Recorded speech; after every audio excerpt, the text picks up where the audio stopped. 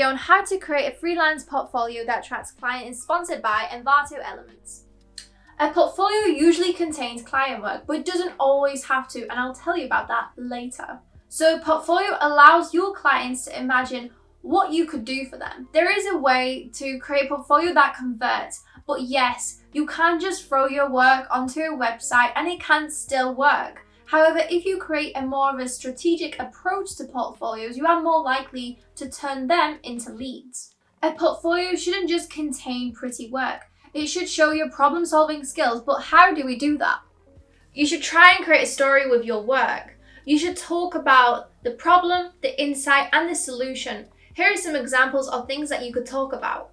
Who your client is and some background information. The problem and/or goal. How do you accomplish this goal? Your process, e.g. drafts and sketches. Creative direction and explaining why behind every single creative decision. Really showing a specific solution, e.g. numbers.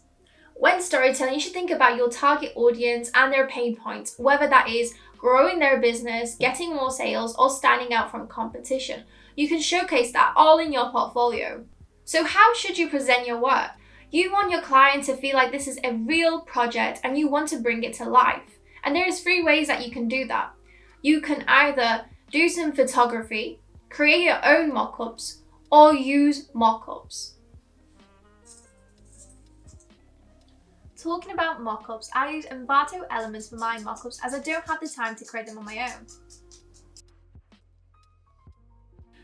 Envato Elements is a great source for graphic designers for mockups, fonts, and more. I will leave a link below if you want to go check them out, and if you do get an annual subscription, this will be 50% off, and this will only be $20 a month. Thank you, Envato, for sponsoring this video. So what happens when you don't have clients yet? This is where passion projects come into play. Here are some examples of the projects that I designed for my portfolio as passion projects.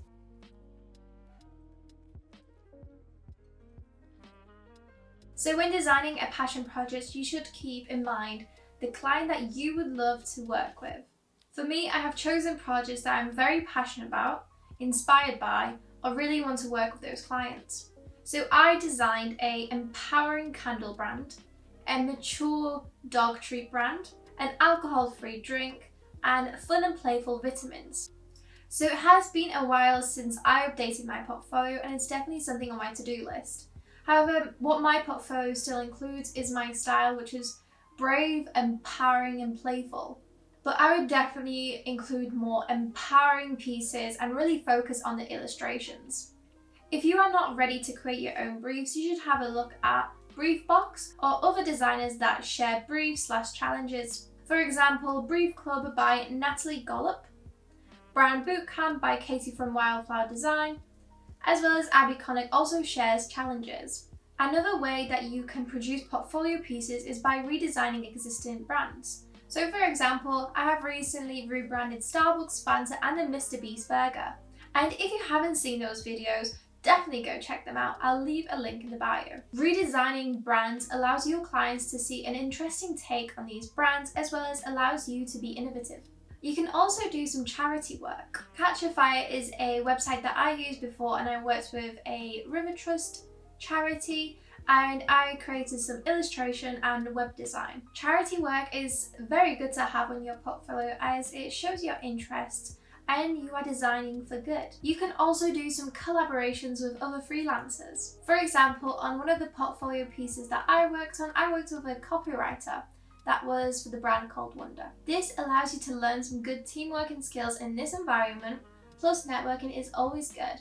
I also wanted to touch up on some general tips. Always think about quality over quantity. Don't include a lot of work. You should try and put your best foot forward without overwhelming the audience. So I think that you should have around 3 portfolio pieces to start with, and around 5 or 6 as a maximum. Tip 2 is build trust. If you are working with a real client, definitely try and get a testimonial, whether that is a written review or a video, and this creates more trust and credibility. Don't forget to include a call to action.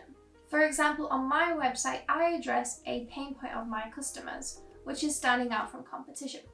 So what I say on my website is ready to make your brand pop, apply now. So you should definitely have a think of creating a call to action that also includes a pain point of your client. Tip 4, show your personality. I know that this is about portfolios, but I definitely recommend thinking about the homepage and the about page. Definitely try and include yourself, especially photos of yourself, and just including bits of your personality within your website. Tip 5, check your website. Always make sure that your website works on different devices, different screen sizes, whether that is Apple or Android, it definitely makes a difference. I know that there is a lot of popular website designers that only focus on 2 devices, being a PC and a phone, and that is really not the case. Every single device size has a different experience.